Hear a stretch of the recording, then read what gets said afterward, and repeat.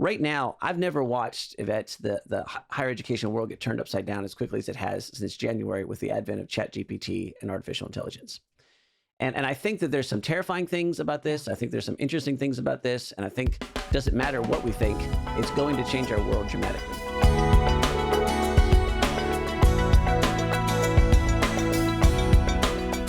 You talk about asking questions.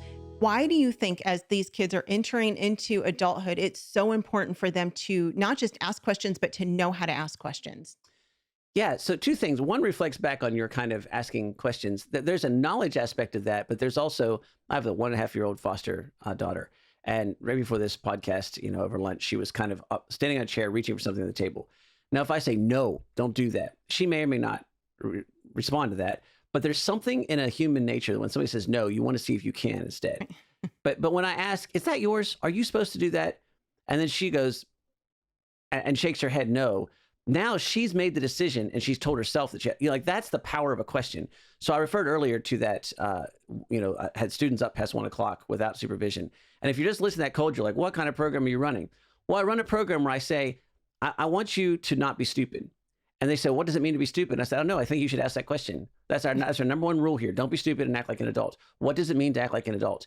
And when I do that, instead of a bunch of rules that they say, I wonder if Mr. Brush will care about this. I wonder if I can do that. Instead, they're constantly asking, what does it mean to act like an adult? And my experience is, without exception, in my experience with Unbound students, they act better than most adults. So there's a psychology there. But I think there's a more important example to that. Right now, I've never watched, Yvette, the higher education world get turned upside down as quickly as it has since January with the advent of ChatGPT and artificial intelligence. And I think that there's some terrifying things about this. I think there's some interesting things about this. And I think it doesn't matter what we think, it's going to change our world dramatically. And what's going to happen is that it's going to be really, really difficult to tell what is true and what is not. And that knowledge is going to become a premium because only people who care innately about knowledge will actually have it. It's going to be, for the next half a generation at least, it's going to be extraordinarily easy to cheat your way through anything. ChatGPT can pass the bar exam, it can pass the med exams, it can rewrite your essay papers. So that means only students who really care innately about knowledge will be ones who will learn. And those are the people that have been learned to ask questions instead of being taught that they need to know all the answers. And so just that attitude shift from saying, I need to know all the answers so that I can get a good SAT score, get into college, get a good grade, get a good scholarship, get a good degree, so I get into master's programs and get a good job.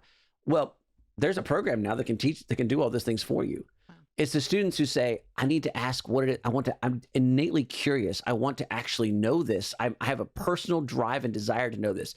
Those people are going to look dramatically different than the majority of the population. And those are going to be the people that will run the world. Yeah. And so I think as Christians, there's an interesting opportunity here, right? We are people that just by our very nature have to ask questions and have to pay attention. And we have a complicated story that's given to us as an interpretation of our faith that we have to have some intelligence to be able to get through and figure it out. And that requires us constantly asking questions. And so I think Christians in general are well equipped for this. Homeschoolers are even better equipped for this. And it just gives me, I have some trepidation about a culture that can't know which places border the United States. Right. But at the same time, the other half of that is, I know who's going to be in charge in that culture. It's going to be my students. It's going to be students who are willing to ask the good questions. So I think AI is an interesting example of a world that's changing rapidly. And if you react to that and say, oh, that's scary, don't touch it, or you say, oh, unquestionably follow all of it, both of those things are pretty disastrous. But if you go, what does this mean and how can I use it? That's a questions-based paradigm, and that changes everything as you navigate this next big change in our collective social history together. Yeah. Homeschool Insights is sponsored by CTC Math. If you're looking for a great online math program, visit ctcmath.com and try it for free. For more great homeschool inspiration and resources, listen to the Schoolhouse Rocked podcast every Monday, Wednesday, and Thursday.